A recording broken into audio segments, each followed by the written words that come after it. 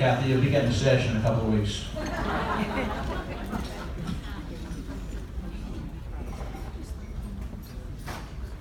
Well, good evening, everybody. Thank you, thank you, thank you. I can't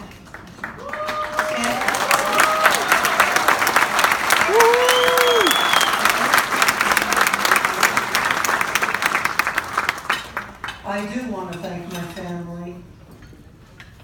Very successful family, but we had many struggles. And they have been my backbone, my strength, my whole life. To my sisters that are here, to my brother, who is not, but he's here in some ways. Thank you for all you've done for me. My nieces and nephews are here from Kansas, and those in Brooklyn, and those that came from Westchester, thank you. To all my colleagues and friends where we fought the good fight, remember?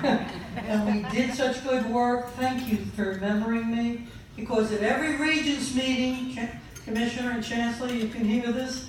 When I vote, I always think of you. I think of the children, but I always think of you because you are in loco parentis.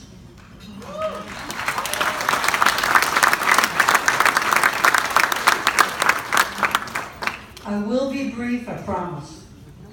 The Irish are known for valor. So I'm, all right. I'm not going to recount history with the Irish. They are known for valor. And again, it was repeated last week when a young man named Kevin Shea, no relation, who his neck was broken while serving in the fire department during the World Trade Center crisis. And that man donated his kidney to a teacher on the West Coast, someone he never knew, never met. I thought to myself, what a life of service. So before I begin my speech, I have to remember the valor of the Irish. And Kevin Shea, I want to remember today.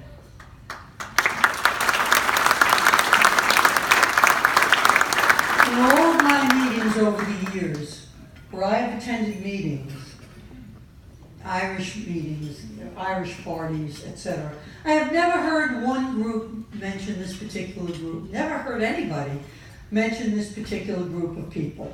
Never once. But I'm going to mention them tonight. The Irish immigrant teachers of the 1920s all the way to the 1960s were unbelievable. They were fantastic. Some of them are here tonight. They may not admit it, but they were teachers in the 1960s. They were fantastic. The achievement of their students was recognized. They affected generation after generation. They were strict. They had a good sense of humor. But the critical dimension about the Irish immigrant teachers, and they were all women. The men were the principals. They were all women. But the critical dimension was, it wasn't a job for them. It was their life's work.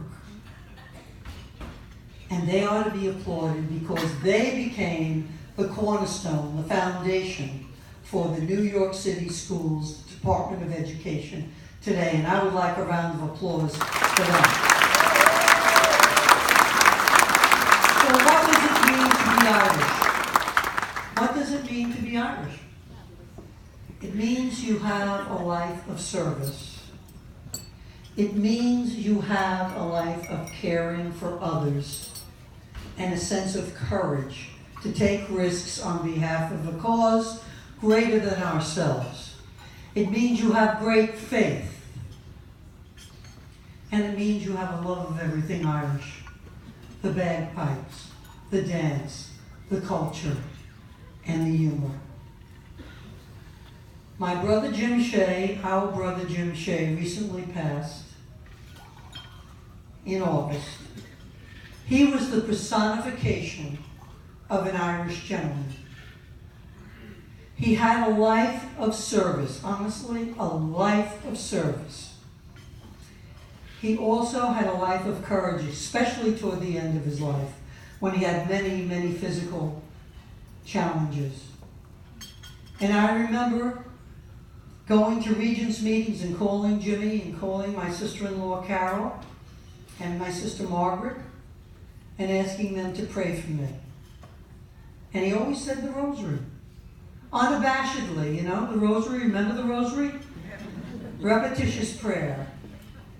And he said it for me every single time. And they said it, I think, every night for maybe a week when I was at the Regents meetings. And Jimmy would have loved tonight because he loved bagpipes. He loved everything Irish. But as his youngest sister gets this award, I feel like, I don't think my brother got an award.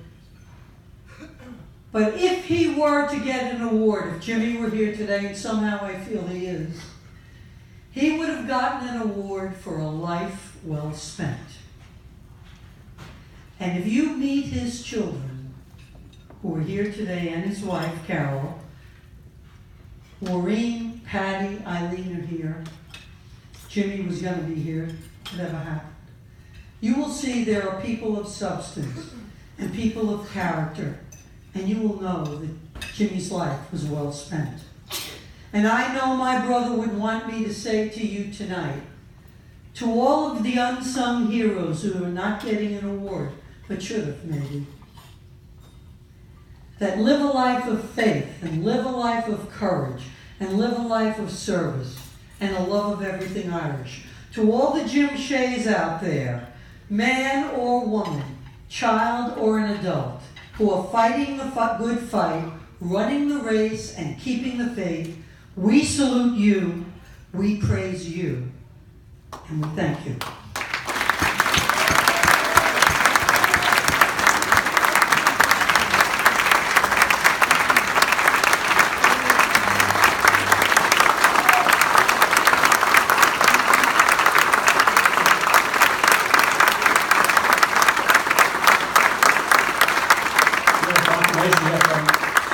Senator Joseph Abadana from Queens, 15th Senate District.